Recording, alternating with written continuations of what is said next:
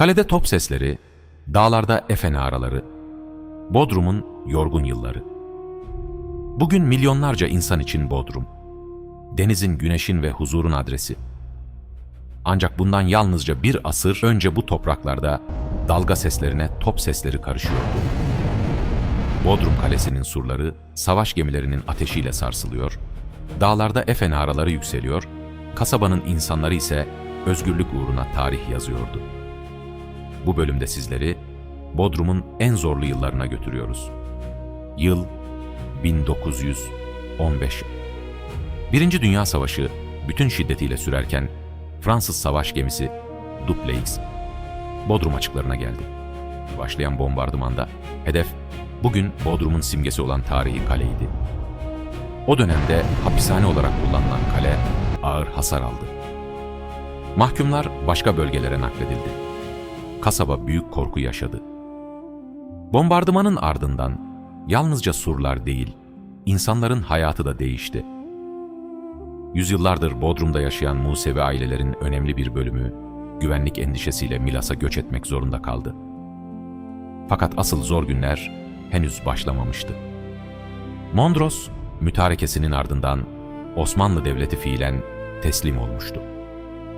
10 Mayıs sabahı İtalyan savaş gemileri Bodrum limanına demirledi. Rodos'tan gelen askerler sessizce karaya çıktı. Amaçları açıktı. Bodrum Kalesi'ni kontrol altına almak. Karşılarında ise geri adım atmayan bir devlet adamı vardı. Kaymakam Enver Nayır Bey. İtalyan komutanlar kaleyi karargah yapmak istediklerini söylediler. Ancak Enver Bey bunu kesin bir dille reddetti. "Şehrimizde huzursuzluk yoktur," diyerek kalenin anahtarlarını teslim etmedi. Bu tavır, Bodrum tarihinde unutulmayacak bir direniş örneği olarak hafızalara kazındı. İtalyanlar daha sonra fiilen kaleye yerleşmeyi başarsalar da, kalenin burçlarına kendi bayraklarını çekemediler.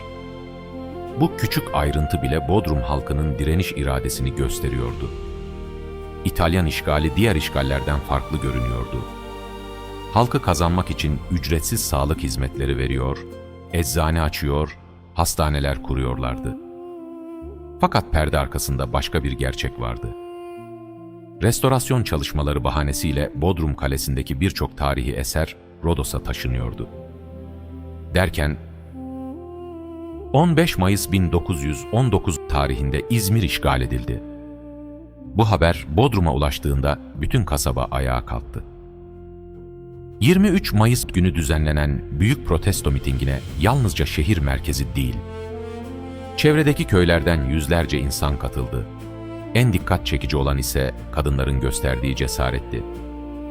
Emine Ferit, Netice Hanım, Perla Galanti ve daha birçok Bodrumlu kadın, İtilaf devletleri temsilcilerine telgraflar göndererek İzmir'in geri verilmesini talep etti. O gün Bodrum yalnızca meydanlarda değil, kalemle de mücadele ediyordu. Ancak dağlarda bambaşka bir savaş yaşanıyordu. Devlet otoritesinin zayıfladığı bu dönemde birçok çete ortaya çıkmıştı. Kimileri Kuvayi Milliye adını kullanıyor. Ancak halka zarar veriyor, yol kesiyor ve haraç topluyordu. İşte tam bu dönemde Bodrum ve Milas'ın kanaat önderleri harekete geçti. Resulzade Hacı Halil Efendi, Hasan Zengin Bey, Hoca Halil İbrahim ve Müftü Yusuf Ziya Efendi hem direnişi örgütlediler hem de Aydın cephesine maddi destek sağladılar. Toplanan binlerce lira Kuvayi Milliye'ye ulaştırıldı. Daha sonra Güney Aydın Bölgesi Komutanı olarak Yörük Ali Efe bölgeye geldi. Onun gelişiyle birlikte disiplin yeniden sağlandı. Halka zulmeden sahte Kuvayi Milliyeciler cezalandırıldı. Dağlarda güven yeniden tesis edildi. Silahlar artık yalnızca işgalcilere çevriliyordu. Bu mücadelenin isimsiz kahramanları arasında bir isim vardı ki, Bodrum'da hala saygıyla anılır. Bu Deli Osman. Asıl adı Osman Akkaş, Gökbel'de doğdu. Balkan Savaşlarından 1. Dünya Savaşı'na kadar cepheden cepheye koştu. Galicia'da arkadaşlarını kurtarmak için ölümün üzerine yürüdü. Defalarca yaralandı. Ama geri dönmedi. Yıllar sonra devlet kendisine İstiklal Gazisi maaşı bağlamak istediğinde madalyasını aldı. Ancak maaşı reddetti. Ve tarihe geçen şu sözleri söyledi: "Ben kanımı bu vatan için döktüm. Benim kanım parayla satılık değildir." Belki bu yüzden ona deli dediler. Ama aslında o, vatan sevgisini her şeyin üzerinde tutan büyük bir kahramandı. İtalyan askerleri Bodrum'dan tamamen çekildi.